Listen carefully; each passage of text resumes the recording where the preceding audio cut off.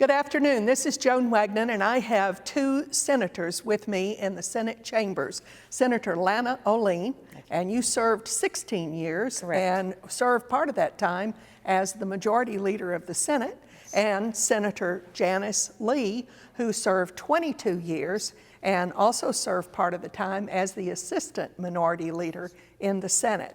So we just want to talk a little bit about the culture inside the Senate. 1988 was the election that brought you in, both of you, Yes. and actually 8 senators came in then, and they even had to build a bathroom because there was no women's bathroom close enough for you to go to. What was that like? Well, the bathroom was complete upon our arrival, and we thank those who helped to make that happen. But I do remember thinking, I had come from a short stint in state government, that this is going to be really a great experience. I feel like I really know my towns, and I'm ready to get to work. Well, they called a caucus, and I thought that would be everyone. But no, it was a Republican caucus. So when I got there, there were 4 lady senators, and we happened to all be sitting at the same place.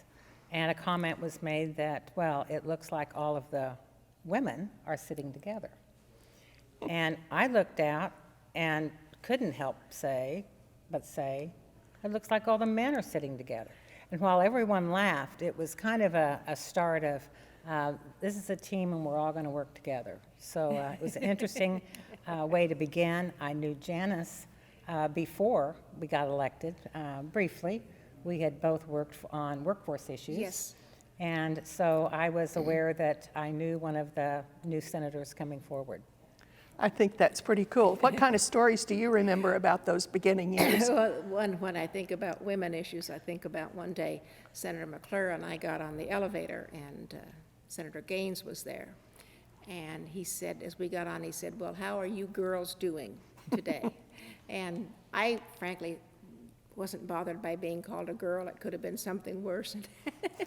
But Senator McClure was very upset. And she said to him, I'll have you know I haven't lived 50 years to be called a girl. And poor Senator Gaines had no idea how to respond to such a comment. Well, didn't the culture of the legislature change a lot when you brought so many women in?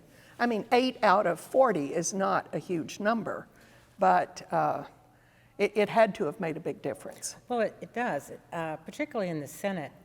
During the course of a day in session, you have a pretty good chance of serving on committees with nearly everyone that's in the Senate. And if you have multiple committees, which seems to happen to freshmen, Yes.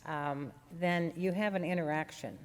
And you talk about family, you talk about the constituents from someone else's part, and you tend to grow in your knowledge of the entire state, not just your district. One of the things that I remember our first year was Lana and I together brought forward a bill, dealt with auctioneers. I don't remember anything else about it but that. And one of the things that was so startling to me was that Lana and I had all of our facts, and we were arguing facts. And the male senators that we were arguing against had all of these anecdotes and these stories, and no facts with their stories. We actually got our bill passed in the Senate. It wasn't successful, but that was a startling thing to me, to see that I thought you always debated with facts, and apparently they didn't. They just like to tell good old stories. Yes. Well, they were very interesting stories. I mean, it was more of a story time than it was a debate time until the vote. But there had been undertones of killing the bill before discussion, and I do remember that Senator Gaines said, "Oh, okay, then we'll have the talk," and without he agreeing, I'm not sure it really would have gotten to the floor. So yeah. There was a lot of push and pull and good conversation, but always being open, I think, was the best policy. Is there any truth to the rumor that women like to work together to solve problems, and they tend to get together and work on problems more than just fuss around about it? I mean, women being very deliberate about getting together and getting things done. Is there any truth to that? I think that, yes, I believe that women were good at trying to find a solution, trying to figure out how to make it work. And that may come from the fact that as mothers in families, many times we're the one that sort of makes everything work together. I think that is a part of it. I also think that women will tend to listen a little longer. That's And good. sometimes when you listen a little longer, you learn a little more. So I think that dialogue not only helped women, but helped the process. Did you ever feel discriminated against in this process in any way because of your gender? I did not.